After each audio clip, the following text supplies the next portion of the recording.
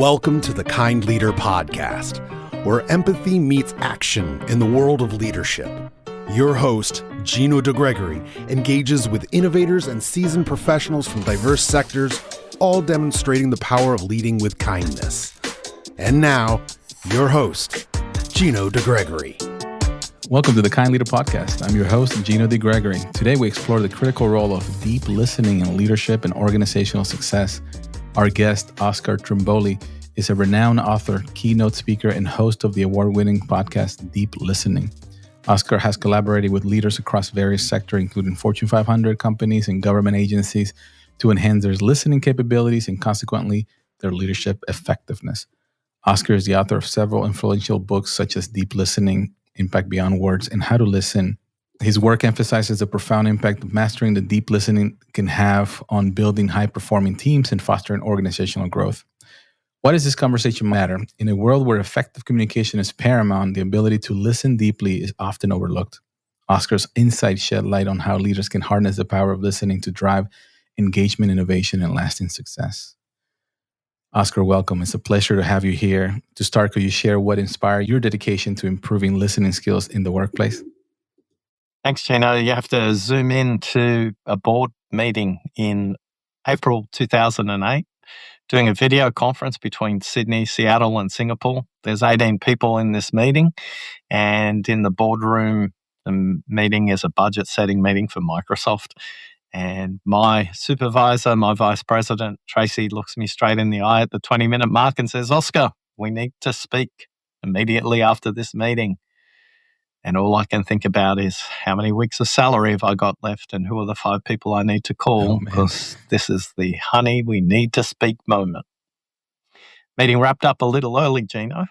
And as I tried to make my way out with everybody else, Tracy said, "Oscar, please close the door, because what I have to say to you is really important and needs to be said in private." I thought, oh, great. I walked towards Tracy after closing the door, and as I'm about to sit down, she says, "You have no idea what you did at the 20-minute mark, do you?" And I thought, I'm getting fired and I don't even know why. I sat down, I took a deep breath, and Tracy said, "If you could code how you listen, you could change the world." What I heard was, I haven't been fired. That's awesome. So that's the journey. The difference between hearing and listening is action. And hopefully I've honored Tracy's request more than 15 years later to code how to listen in 3 books and jigsaw puzzle games and online assessment tools and workshops and card games. So thanks, Tracy. That's awesome. Thank you very much. I mean, that's such a powerful comment to make, like that changed your trajectory, right? It's changed the way you're doing things, and such an impactful thing to do. So amazing, and definitely a great thing from Tracy's perspective. And real quick, you're in Australia, right? I think you're our first Australian guest here, so appreciate you making the time all the way in the future. Yeah, no problem. It was interesting though when Tracy said, "If you could code how to listen." As leaders, what you say and what they hear are 2 completely different things. And my invitation to leaders is how do you check? How do you sense make for the people you're communicating to make sure what you said is heard by them? Not just what you said literally, but what your intention was as well. And I think in that moment of Tracy's profound presence, her full attention, it was a moment of kindness in leadership to be available to listen to something I've probably said, I would say at least once or twice in most meetings I've been in. Kindness sometimes is just where your attention is. Mm-hmm. And I think Tracy showcased that beautifully in that story. That's amazing. Yeah, and we'll dive in a little bit more on that here in a second. But the first question I love asking my guests, because I appreciate everyone's perspective with their history and their background. They have different answers, but they kind of culminate something similar. But what does being a kind leader mean to you? just to be available. I remember playing in football teams, soccer teams, and I was often selected as the captain. And I was always curious to speak to the coach. It's like, what do you need from the captain? It's like, and the answer was always the same. I need you to be my eyes and ears when I'm not there. And when I was a mentor for marathon running groups, same thing. I'd ask the coach, what role do you want me to play? It's like, you got to be my eyes and ears when I'm not there. So to be kind, you have to be available before anything else, I think.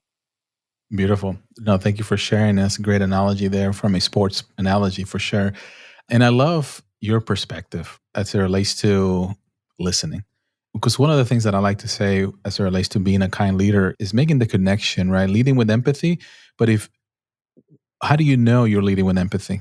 How do you know is by listening, right? And understanding the other side of the individual that you're talking to or the group that you're talking to. So you have to be really attuned into understanding and truly listening and not just checking the boxes or trying to get your word out is right. And that's very important, right? For me and for others. And I really liked your background and we'll dive in here a little bit more into the 5 levels of listening that we'd love for you to share with our guests. But to me, if you're not making the connection as a leader, if you're not really building that trust, right, and you build a trust by not only listening but also sharing, right? So there's the whole back and forth, and you got to share the right things that are going to resonate. You can't just share things that are not even relevant to that individual. So listening is such a key thing to so many things. When did you notice listening at work personally in the last couple of weeks where you were either doing a great job or you were not? So as a leader, running this IT company, earlier this week, I was meeting with my leadership team, and there was something that I kept saying that I wanted to do, and they were like, "Well, we already talked about this, and we already agreed to this." And I'm like, "Okay, let me really listen to what their feedback is, because the way I'm communicating may not be hitting their perspective." So I listened to what they were trying to say and how they were kind of pushing back on my new direction that I was trying to go. And for me was, okay, if I'm not clearly communicating something, I'm not understanding or I am not communicating that. So let me listen to what they had to say. And I did. And I shifted the way I responded to that. Okay, I hear you and understand. So let me shift what I'm trying to say. Yeah. And for those of you who are listening, there was an interesting phrase that Gino just used. It was communicating my direction. Mm. And I suspect that's the challenge for most leaders is it my direction? Is it your direction as the leader, or is it the leadership group, or is it the organization? So when you notice me reflecting back your words about my direction, what was going through your mind? Yeah, and my perspective of the situation. I'm a leader that is not that way or the highway, right? I can't really run an organization, an international organization with my way because I don't have all the answers. I don't have all the solutions, right? So I have to understand and adapt to the feedback that I'm getting, right? So if I'm not attuned to that, I'm not also, to your words, self-reflect onto what I'm doing and what I'm trying to accomplish. And my wife beats me up all the time. You gotta communicate what you really want. People are not mind readers. So hopefully that answers your question. Yeah, I think when we're leaders, we spend most of our time in the future. Mm. We imagining a new future, we're architecting a new future, we're building a new future, we're inviting people into a new future, we're welcoming people into a new future. Yet we haven't spent the time to honor and acknowledge the past. And a lot of leaders need to spend more time listening to the past to help to drive buy-in for a future. Until you honor the work I've contributed to build the organization, the team, the department to where we are today, probably going to put up some either conscious or unconscious resistance to the change initiative because you haven't acknowledged where we've got to already. So for leaders communicating change, sometimes the kindest thing you can do is before you invite the exciting, compelling future vision, take the time to acknowledge and honor what's already been created as well. Wow. And the easiest way to do that is to invite the team to discuss what should we leave behind and what should we bring forward as we move to a different future. And once they start to say it out aloud, you'll get to listen to the bring forwards and the leave behinds, because sometimes we can't bring everything forward. Mm-hmm. And some of the things we leave behind may be important to the whole group or just to one person. Yet if you aren't kind enough to listen to the past, you're unlikely to bring everybody into your vision of the future. Wow. So powerful, Oscar. I mean, you're spot on. I do live in the future, right? 3 years, 5 years, where we're going to be, what is the technology, right? And it's not easy to communicate that clearly, right? At first, right? I have to kind of write it down. I have to put it we're working on a vivid vision campaign internally where we're going to lay out, what is Bravo Consulting Group looks like in the next 3 years. And that's my way of dumping that vision that you mentioned into the present, into the now. But that's hard. I mean, for me, I've evolved, right? Since I became a leader, I've been running this company for 17 years, but really myself in the last 7. And I'm an introvert, right? I'm not out there, I don't get my energy from being with people per se, but I am a visionary. So I understand what are some of the things that I need to do to get there. But to your point, if I'm not truly bringing the past, like you were saying, right, and understanding and talking to, it's going to be hard for people to follow. Yeah. And thinking about your vivid new vision, that's great. I'm sure you put a lot of time into that. What are the 3 things you're really proud of and your leadership team is really proud of and your employees are really proud of and your customers and suppliers what are those 3 things that have created a great platform for this future vision? I think it's worth exploring that now. Yeah. I'm super curious about what do you think those 3 things are that have created this awesome platform for the next decade of the organization? And I feel like I'm in your podcast, Oscar. Flipping the script on me here. Well, communication is a shared conversation. Of course. If we want to just do an interview, I'm okay with that. No, not at all. I'm just super curious about what that means for you and your organization. Yeah, no, I love it. I think it's what I'm doing here with the kind leadership. Our core values is ingrained into everything we do, from when we recruit people, where we're going and talking to customers, the way we're treating our customers, the way we're treating our people, our partners, right? It's all about empathy and making it better, right? Culture for me is very important. So this is one of the reasons I wanted to start this podcast, to share to the world who we are as a culture, right? And share that people out there, other leaders, can create a similar culture, right? So that's one. The other thing is the markets that I'm in. So you mentioned Microsoft. We do a lot of Microsoft stuff. I started the company 17 years ago doing Microsoft, and we deviated from a lot of things and doing so many other things. And now just the 6 months, like focus on what we're good at, right? And being able to deliver that 10 times better than anybody else there in the world. So if we put all our energy, we're kind leaders delivering value, and now we're focusing on all our energy into delivering exemplary value to our customer. That's powerful. And then the last, which ties it to that, is the customer service. Because if we're treating our people well, we're delivering value, and now we're taking care of our customers and our partners, relationships, to your point, listening and connecting with our customers are going to take us farther, so much farther than other companies. And all those 3 dynamics is what creates our DNA, essentially.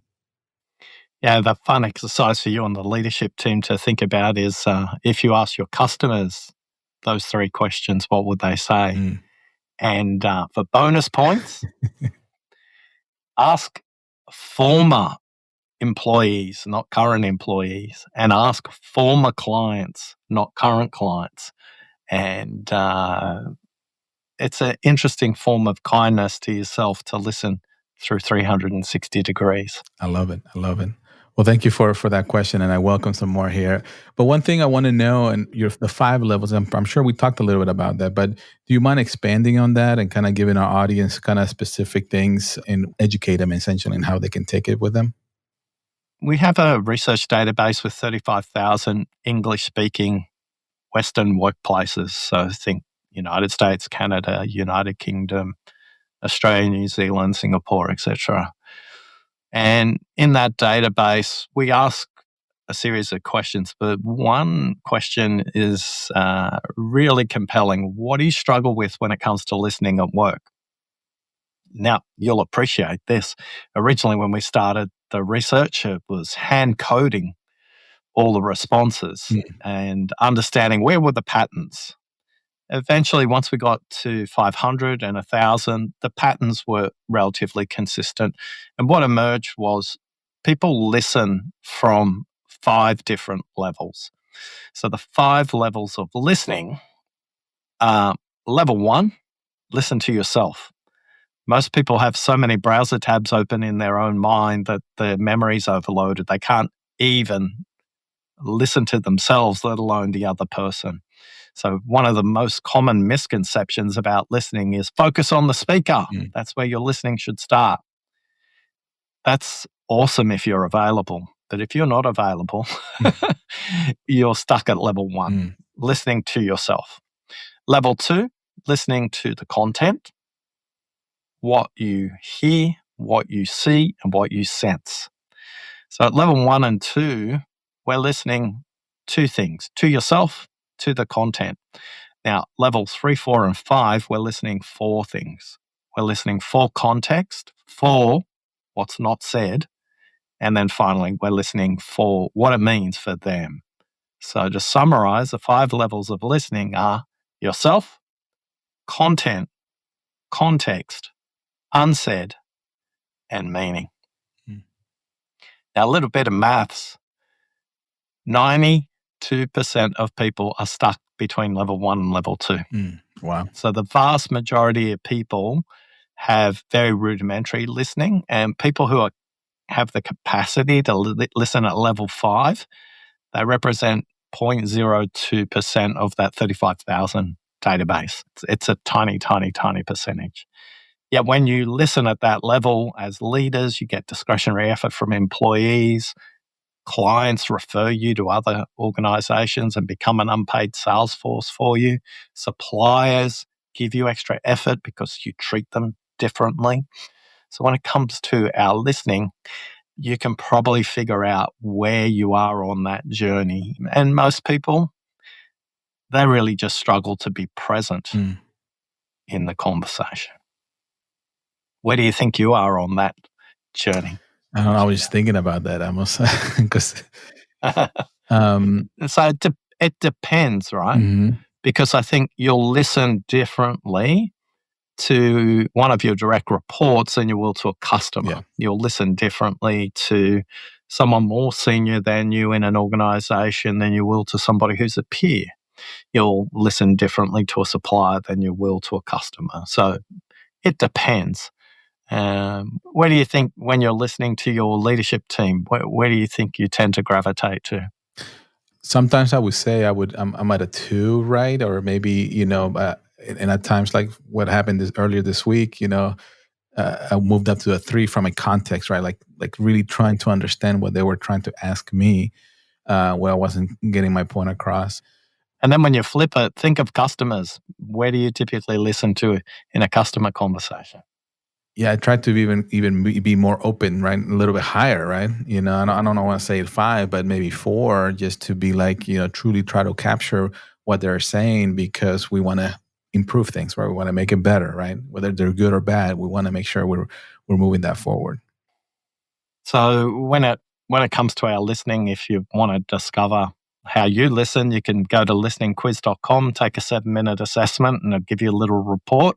But more importantly, it'll give you 3 tailored tips about what to do about it in your next workplace conversation. And again, hat tip to Tracy. This is an example of coding how to listen. Yeah. Now, do we go through every one of the 35,000 remaining? No. We have technology now that helps us look at the text provided and automatically map to the levels of listening, and gives me an exception list to go and have a look at things that sit outside the model. But that helps us to improve the model, and to some extent, we've automated how the best listeners in the world listen. And to be honest, I want to pull a thread on the listening side, especially in the corporate side, and I want to also talk a little bit on the personal or the non-corporate environment. So with kind of the digital transformation where technology, right? Like I notice myself or others when we go on a webinar or a team meeting where we have all these alerts and all these different things and pop-ups and different things, like people are given a percentage, they're probably at the 1, right? because of not paying attention. And I have to turn everything off if I really want to listen and be at that 3, 4, 5 level, right? Because if I don't, I'm going to get easily distracted. Something's going to pop up and then I'm going to lose track and then I can't multitask, right? So now here's the irony of expertise. Gino could deploy this technology in his own organization with all the notifications turned off. Mm-hmm. He chooses not to. Right. And the double irony is he could do exactly the same for his clients, to offer them a choice. If you want a more present organization, we can switch these things to default off rather than default on. And with our clients at default off, they report X times more productivity than those who have it on. Use the technology. Don't let the technology use you. The defaults in the system are designed by the vendor. By the way, a little commercial break. I used to be that person, so I know what's going on. Are designed for the vendor to increase engagement with the end user so the perceived value of the software you're using is higher, so that you are more likely to either renew, pay more, or buy additional products. Those notifications are not there to improve your productivity. Those notifications are designed by a piece of research from 1973 to make sure that you put more money in a slot machine at Las Vegas. That's where the design of this software is, so you keep pressing the button. Wow. I have no notifications on any of my devices at all.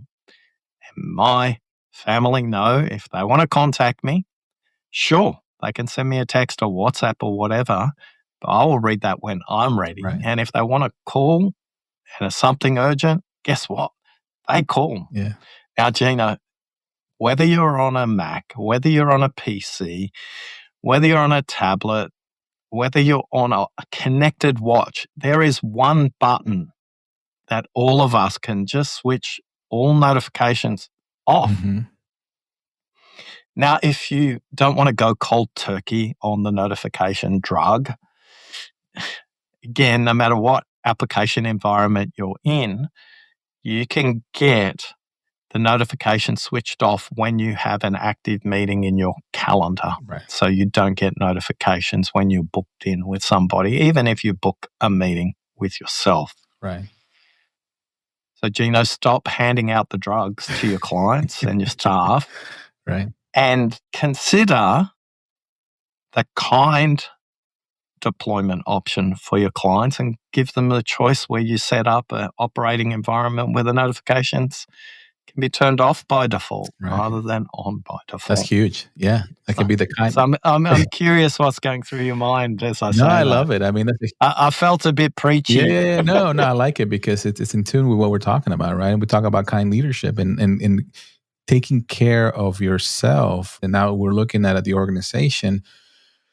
We're slave to those notifications. They come in and people need to react or feel, like, especially with me, even emails, right? People, when they see me, they're like, oh no, he's sending me something. I got to respond. Sometimes I'm just thinking about something. I'm just sending it over the wire for them to come back to me later. And now their entire day or evening or whatever changed because of that one message. So I'm definitely more mindful when it comes to me sending those notifications or the messages. But you're right. That notification, turning it off. I do have my iPhone when I come home that I disable any notification except for my kids and my wife if they need something.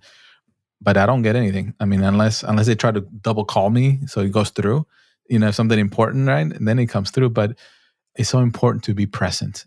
And I started with that at home, right? I started with doing that for a while now, for a couple of years, and just being present and leave my phone. But I don't do it at work. I don't do it here in the organization. I think that's something important that we should be considering and not considering doing, because it will free things up for people, especially as when you get into the zone, into the flow of doing things. Those notifications slow that flow out of whack. So thank you. Yeah, especially for people who are doing deep work, software developers. Yeah. For people who need to do deep work on project management, for people who need to do deep work in finance, for people who need to do deep work in any areas. If you're listening today and that's a opportunity you'd like to deploy in your organization, hey, send Gino an email and say you'd love to experiment with that one. Absolutely. I'll take definitely. But let's talk about the cost of not listening in the workplace, right? I mean, especially if you have all these things on or you're not, you've done some research, right? Do you mind sharing a little bit about that? Yeah. So if you think about the cost of not listening, they fit into a very small number of buckets. You lose customers. Yeah. Right. So you think about your revenue line, you lose customers, and you lose employees. Good employees go somewhere else because you haven't listened to them.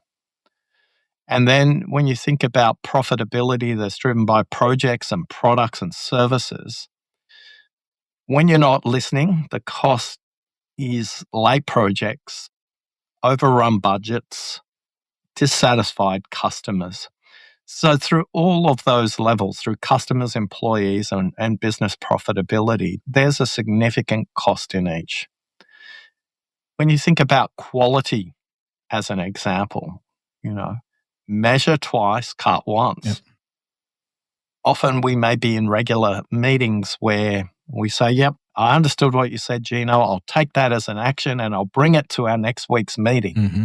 Next week, Gino, I turn up, I bring what I thought I heard to you, and you kind of scratch your head and you realize there's a communication mismatch here. What I said and what they heard are two different things. Guess what needs to happen next? Another conversation, rework by that employee and everybody that impacts. Mm-hmm.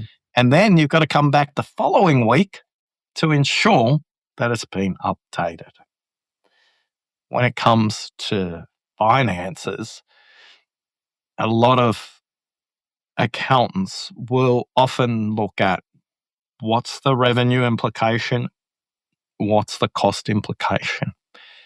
If the business is consistently underperforming from a profit to forecast range, often when I sit down and talk to finance people or actuaries in insurance companies, they can often giggle with me that at the end of the day, a lack of listening is often the root cause, not some other intergalactic fancy pants formula in their forecasting model. So that's where the cost plays out. And then there's this cost, Gino. It's the employees who stay. And it's the employees who stay but aren't clear on what they should and shouldn't be doing. You get less effort from them. They play safe because they're not sure if they're going to do the right thing or not.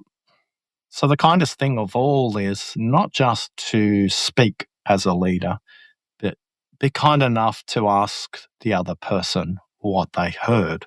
Right. And when you do, it will be profoundly insightful for you as the kind leader. A simple example of this is you might be teaching somebody in your team something that they need to do slightly differently the next time around. Rather than saying to them, can you just play back what I said? that's interesting, but it's not useful for an adult in a workplace. Right. As opposed to, what are the first 3 steps you would tell someone else? So, for example, if I was working with a seller, Yeah. you say to the seller, how would you explain this to a customer? And they say, blah, blah, blah, blah, blah. And you go, Right. they have got no idea what I just said, and it's not their fault. Right. To be kind, I have to reflect on how I've communicated. Or the opposite. They've nailed it. They understand exactly what you've said. They've communicated it not back to you, which is completely unproductive. Right. They've communicated and they've had a chance to rehearse this for a customer, or a project manager for the project team, or an engineer for their engineering organization, or a finance person for their payroll people. It doesn't matter. You get the point. Right. How often are you checking, Gina, what you say and what they've heard? Yeah, actually, I do. I don't want to give myself a pat in the back, but I do a lot of self-reflecting, right? Like, because I'm always thinking, like you said, I'm always thinking the future and different things. And when I'm talking and communicating, and one of the things that I catch myself doing is, why isn't this person performing as well as I want them to? And when I feel that I'm asking that question to myself, I come back and ask it to myself, and it's like, what am I doing? How am I communicating that? How am I measuring those things? So I feel like I do. I don't want to say I'm perfect, right? But I feel like I do a good job in. I've learned, right? That's been acquired in the last few years. Yeah, but what I'm curious about, and more importantly, what your audience is curious about, is how do you check with them? I get you're reflecting, going, Okay. oh, well, I didn't communicate that as well as I could have. How do you get to the point where you understand what they heard versus what you said? Yeah. I'm also very transparent, and I have a one-on-one with this happened this week, right? This is the visual, and I said, look, here's my perspective. Here's how I'm seeing certain things, right? Here's, I am feeling like this, and I'm not sure why I'm understanding certain situations are being done. So can you explain to me, am I missing the mark? Is it something that I'm not seeing, or maybe you're not sharing, or something like that, right? So I'm just start asking questions, and also share from my perspective how I'm feeling too.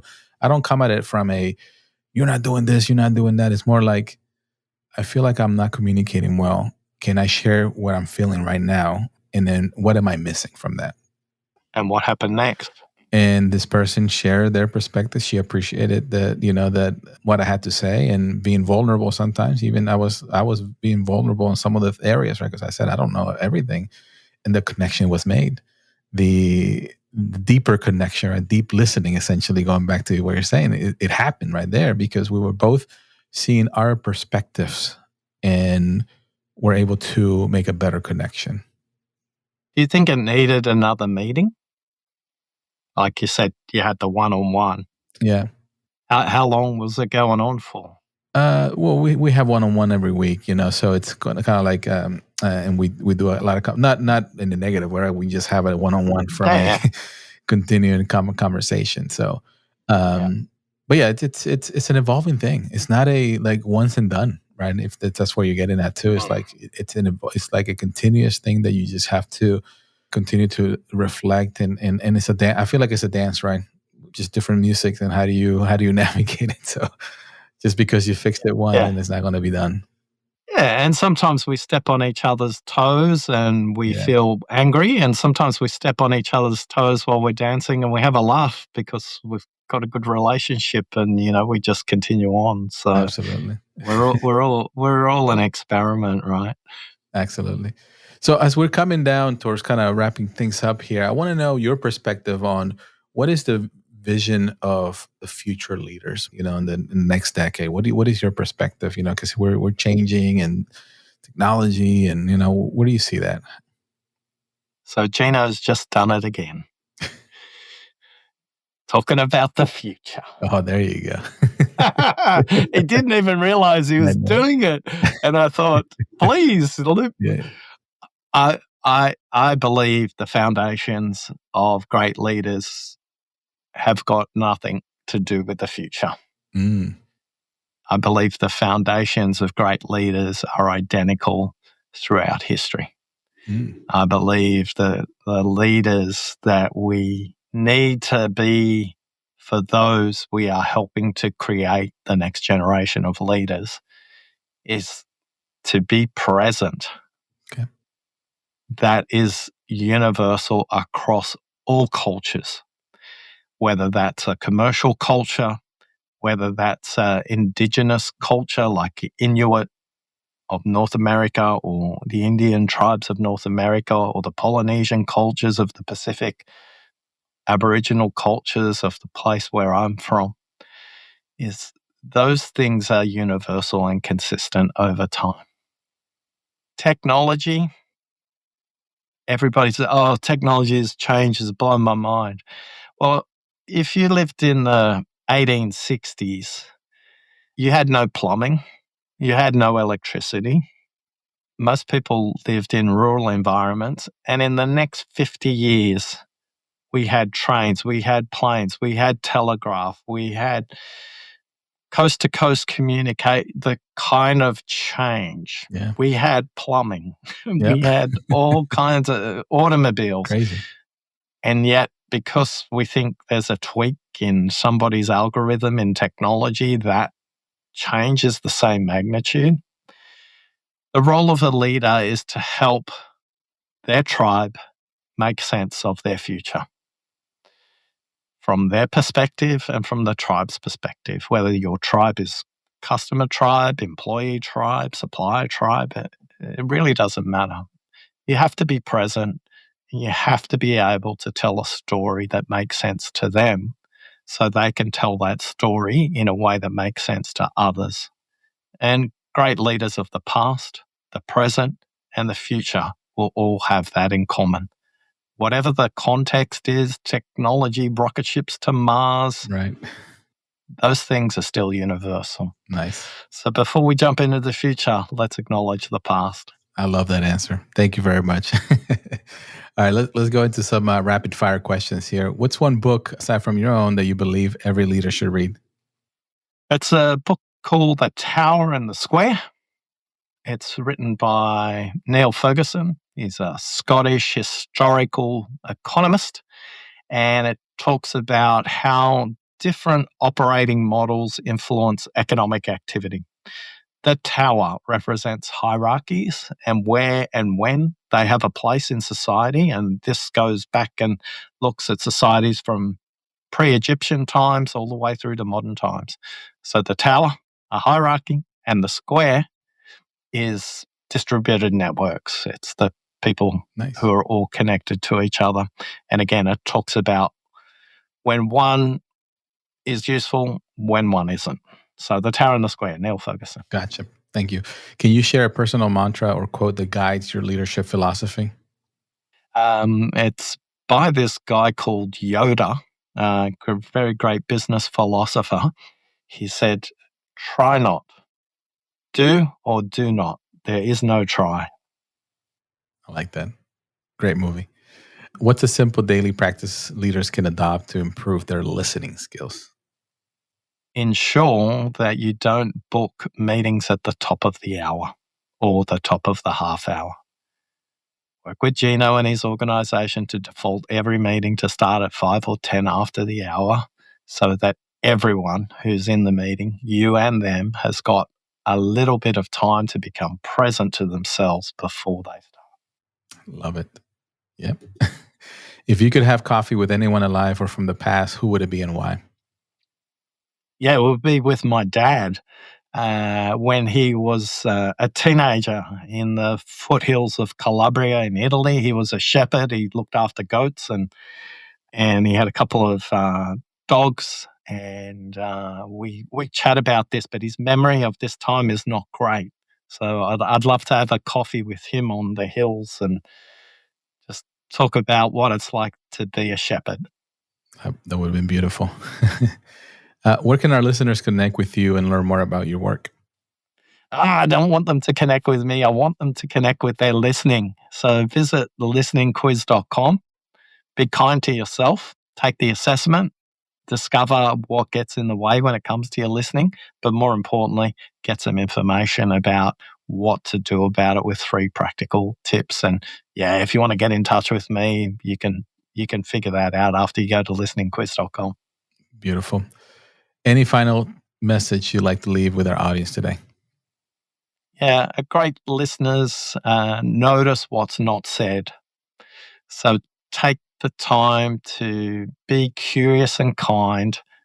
Maybe that initial conversation is just going to take a few more minutes to discover what they haven't said, and it will have a lasting impact for the relationship and the work you do together. Beautiful.